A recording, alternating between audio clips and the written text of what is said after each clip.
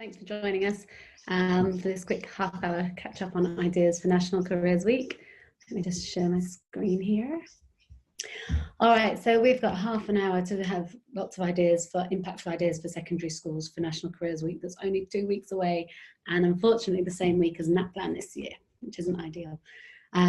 Just in March, we had UK National Careers Week, and we had around 300 schools using these resources, so they're fully tried and tested for you. So, quick intro. My name's Liv Penny. I'm the co-founder and CEO of Become. My background's Masters in Psychology, postgrad in Career Development. I also looked after some of the most innovative, creative and digital agencies around for a while, a good 15 years in the middle of those. And we started Become about 2.5 years ago now. And I think from the registrations, we've got most people are working in Australia in or with secondary schools in the careers remit. Some are already have a Become subscription, so are fully up to date with the product, and some others don't, but don't worry, the resources are fine either way. So welcome everyone.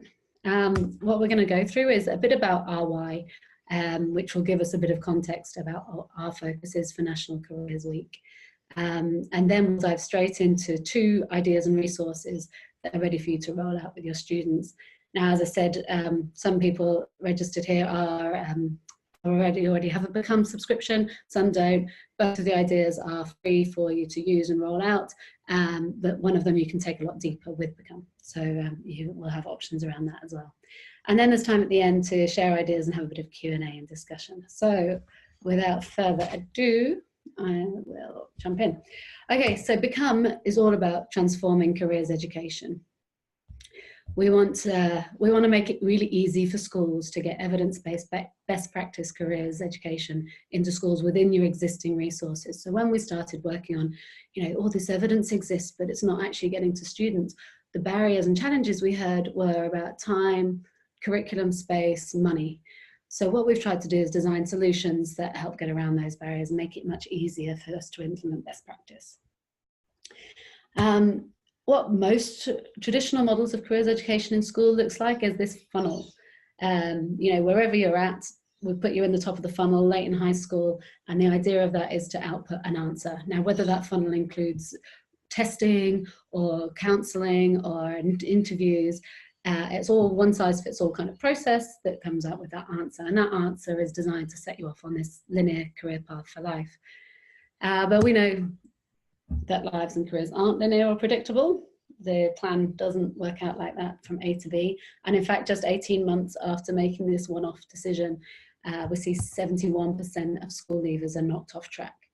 So they're within 18 months. And because they don't have the skills, because we're focused on this one-off decision, they don't have the skills to unstick themselves. So they become part of this unemployment and underemployment statistic, and it's taking 4.7 years on average to transition to full-time work, and it's costing us a huge amount in lost GDP just from the underemployment and unemployment of that 16 to 24-year-old age bracket versus the rest of the population.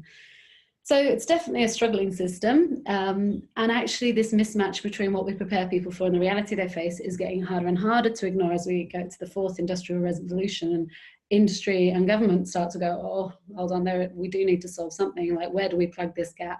How do we prepare young people for the future of work? So Industry 4.0 is creating this momentum and this kind of growing global panic. There's a recognition now, I think, that careers are going to be very different. And what's not been addressed is that the careers education needs to be very different too. That's where we're coming in. So it means we move from this decision to a new definition of success. It's not about having that one next step after school planned out. We need careers education to have the role of teaching young people the skills to explore, design, and navigate their own unique place in the world. It's different. And this model we will show you is, it's actually not our model, but I love it. It's by a great blogger called Tim Urban, and his blog is Wait But Why, and you can see at the bottom there the reference, and it's adapted from that blog post. And it's just about the kind of design your life process. How does it work? And it's actually far more complicated than traditional models of careers education in school would account for. So if we look on the left, the skills, what we just said is the success is having the skills to explore, design and navigate. And what that looks like as outcomes is awareness at this bottom level, an awareness of yourself as a dynamic, changing person, and the fact that the world of work is changing constantly, and that's getting faster and faster, that pace of change. So that's part one, which I think is slightly underdone at the moment, and certainly not in terms of the future of work. There's a panic, but not a lot of action in terms of showing people the positive version and the optimistic view of what opportunities are available in this fourth industrial revolution if you've got the skills to navigate it. In reality, there's never been a more flexible time, more opportunity to design exactly the future and career that you'd like to have and how it fits with your life, but it's harder. It definitely takes more skills and more creativity than a simple one-off decision. At that second level up is aspiration. So how do we design futures and motivating possibilities that bring us together with the world of work in creative ways? And notice there that it's motivating possibilities, not a decision. That's what we're going to work on. And then at the top level is the agency and the skills to navigate and redesign yourself and redesign your plan again and again and again as life and you change and continue to change. So I'd argue that traditional funnel model kind of gets to that star, and it's a one answer, and then we help them get to a plan of how to make that plan happen, rather than teaching us how to navigate, reevaluate, and redesign ongoing. So that's the point of difference almost. We think agency and those skills has been lacking. But in terms of delivery, that also needs to change. You can't teach skills at the very last minute in the same format, and obviously having the time to deliver is the challenge. So what we do is work with schools to shift from a scramble for answers at the end of high school, using whatever limited information we have by limited resources and our constraints, to a model that's repeated engagement, so delivered early, often and integrated, leveraging other existing resources. And that's done from a critical time of upper primary. And I know the Seeker guys in National Careers Week have got a massive focus on primary and why it's essential, but that's not for today. And instead of a single decision, it's learning these adaptive skills that will last them through a lifetime of learning and course adjustments. And it's personalized guidance using dynamic information. And that's where we can leverage technology to be more, to do some heavy lifting for us. The program itself, when we're working with schools, is split into these three areas of awareness of yourself and the dynamic world of work, aspiration, so the ability to design those possibilities for their future that excite them, and agency, the adaptive skills to experiment and iterate on their ideas for the future. Now, in some of the academic literature, people have argued that there's no point in doing that before kind of year 10, because people change so rapidly and they don't have a fixed idea of what they're going to be or a formed view of who they are. We would argue that's absolutely, the research shows that it's not the case in terms of the reality and the grounded concepts of careers and a real fix on who they are. But also that time of rapid change is the most fertile time of low stakes experiments. So learning to experiment and redesign, if we can do those low stakes experiments. So when we get to the agency part, we want students to be doing these micro experiments where there's nothing at stake, way before the first major decision looms. At the moment, it's almost like Married at First Sight as a concept. Now I haven't watched that, but we liken it to that. You know, this show concept of Married at First Sight was positioned as this crazy thing because you jump into such a high commitment relationship with no prior knowledge, no dating, no warm up.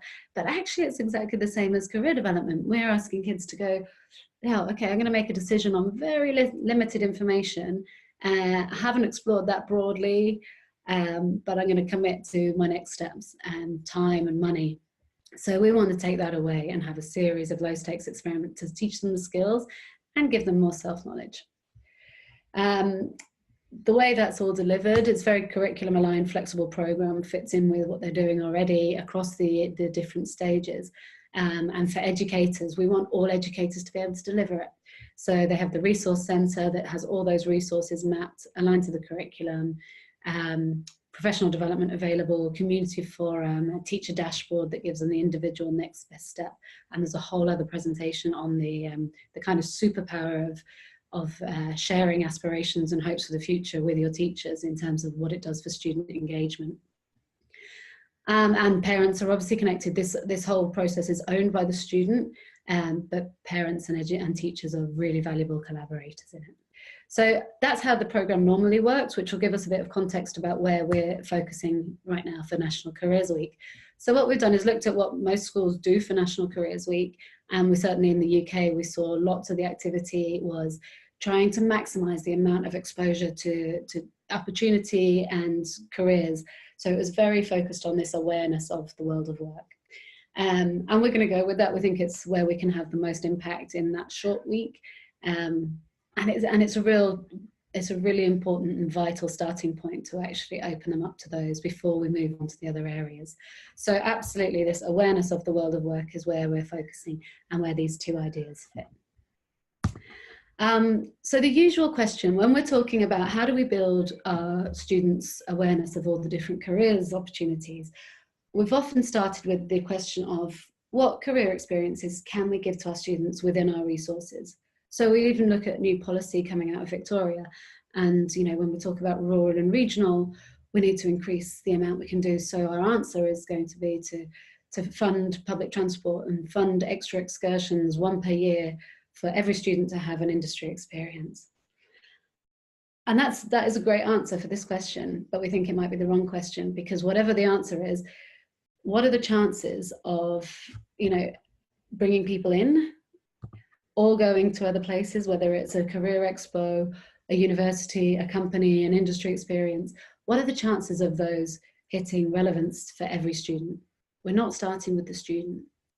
And equally, a lot of when we do look at what resources we've got available, we look to what's the lowest hanging fruit. Okay, so we can tap into local industry and get them in. We can tap into local parents. Who have we got in the network already? But often this is reflecting what they already know back at them. This is about, we know that their parents' friends, their friends' parents, and the jobs they actually physically see in the world around them are the biggest influences. We did a study last year with the Northern Territory, and less than 10% of students' ideas for their future weren't ones they could see immediately in their surroundings. So actually there's a flawed plan in terms of social mobility and opening their eyes up to possibilities. This idea of tapping into our existing resources is still really limited.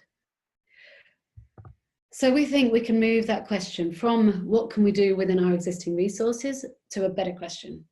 How do we open up the whole world of possibilities for every student? And for us, when we were building, we're not an ed tech company, but we can use tech to solve big problems, and we should be using tech to solve these big problems where it can help us. So how do we open up the whole world of possibilities for every student is a very different question. So that's what we're trying to do, because they can't be what they can't see. Rather than this funnel down of, okay, we'll start with whatever we can show them and then get them to choose out of that, we want to open up, like looking in wonder at the night sky, we want to show them the world of infinite possibilities and then teach them to navigate through it. It's a big ambition. So the first idea is around not giving them awareness, but teaching them to become aware. And it's called Invisible Jobs, and it's a 150-minute lesson, and it's got extension ideas within it. It's flexible across the stages. This has been done with adults and year fours, so they just go into it in different ways. The learning target from it is that they can identify roles in the world of work that they can't see or name. So it's starting to exercise that critical thinking of somebody must have done that for this to get here. What else went into it? What's the chain of events? And how can I start to see the things I can't see? How can I become aware and learn how to see the things that aren't immediately visible to me? Now this applies when in the program there's an extension lesson and a project that happens, because this is how we see the future jobs as well. So we can say, okay, if this piece of tech changes, or we can now go and build a colony on Mars, what are the invisible jobs that we can't yet see? What would they be? So the way this one works, and I'll stick the link up in a second, the way this one works is that we start with a very simple, okay, class activity walkthrough of, you know, what are the roles that went into making a pencil? And very quickly we'll get to the lumberjack that cut down the tree, the miner who got out the lead, as if it was just lead, and a rubber plant. So all the resources are there to help prompt what actually went into it in terms of raw materials, which is the first kind of layer of the onion. And then we have the discussion around, okay, so how did the tree that was chopped down get to the mill? Okay, on a truck. So who made the truck? Who put the diesel in the truck? Who served the truck driver the diesel? All of these roles. So for everything that happened, there's a knock-on effect, and they start to dive down those down those rabbit holes to see what else happened, all the way through to, you know, the supply chain. So where did you buy this pencil? How did this pencil get to the classroom? Who in the school decided? You can see where it goes. We have another example, which is a more fun one that we work through after that, around either The Voice or Dancing with the Stars. You know, it's beyond the roles, beyond what you can see on the stage. And then they go off and do it for themselves as a group activity, using something physical that they can see in their environment, and then working out the invisible jobs around that. One example we had, and this was a year 6 class that did it, and they chose the air conditioner that was high on the wall. They had 15 minutes to do this, and they came up with 120 jobs, I think there's lots on the reverse as well, 120 jobs, and the most invisible was a physio. Now the air conditioning unit was really high up on the wall, so they'd correctly worked out that actually their backs are going to be really sore, and the physios are going to get a lot of trade from these people, which is great. There's extension ideas in there as well, as I said, and I will stick the link now into I'll stick the link into the comments at the end. Okay, now the second idea is to do the whole week of linking learning to possibilities. So what we want is for a cohort, so a year 7, a year 8, year 9, year 10, or a department. So we go, okay, the history department are doing this, or even the whole school is going to start every lesson for the week with 2 minutes of related career exploration guided by the teacher. So whether it's subject specific or actually content specific, and start the discussion with careers they already know that are linked to that subject and what they're going to be learning about, and we build on that from there with that intro. At the end of the lesson, we want to have another 5 minutes of student-led career exploration, with each student coming up with 3 career possibilities that what they've just learned will unlock for them, or what careers would use that content or knowledge that they've just come up with. And ideally would build, you know, have a million post-its and build a visual wall of everything they've found during the week. So the learning target for this one is I can name the future career possibilities that use the skills and content I'm using. Obviously that can be done with just normal research and Google and using your ICT critical thinking and credible sources. But a really impactful way to do it for those who've got a subscription or want a subscription is to use Become Me. Now, say this is an example of, okay, poetry. We're doing a creative writing lesson, and you can imagine half the class are like, oh, I hate this, I hate this. Now we're going to open it up to see, okay, what are the possibilities from poetry and creative writing? And this will explode. I'm going to show you in the actual real app for a minute. Hold on, let me screen share something else. Here we go. All right. So we're going to writers and authors. So we've come from writers and editors. We're going to go into writers and authors now. We're going to go to poets, lyricists, and look at the amount of possibilities that explode from that. Now they can say which ones they already knew, which ones they don't know. What about a video game script writer for probably appealing to all those ones who think creative writing isn't for them? But just going from, okay, a poet to all of these different opportunities that come from it. Or we go, okay, we're doing a geography module on conservation or forestry. Okay, let's look at farming, fishing and forestry. We'll go forest and conservation, forest and conservation workers. And again, it explodes into so many options just in forest and conservation workers. Wow. So for each one of those, we can show them around and then let them explore for themselves what it will be. The other way you can do it, if it's subject specific, we can go, okay, show me everything.